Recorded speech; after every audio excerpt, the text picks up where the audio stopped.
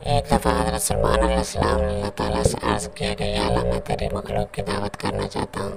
اللہ تعالیٰ نے فرمایا کہ نہیں سلمان، تم یہ دعوت نہیں کر سکتے. تو سلمان علیہ السلام لاڈلے پیغمبر تھے، انہوں نے ضد کی کہ یا اللہ میں کروں گا.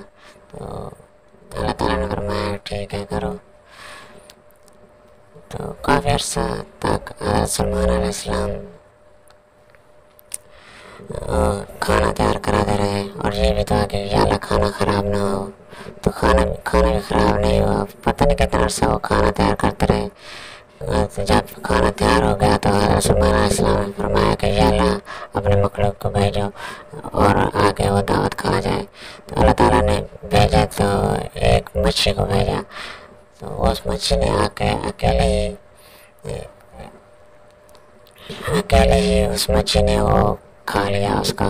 تو حضرت سلمان علیہ السلام نے کہا کہ تو نے یہ سارا کھا لیا.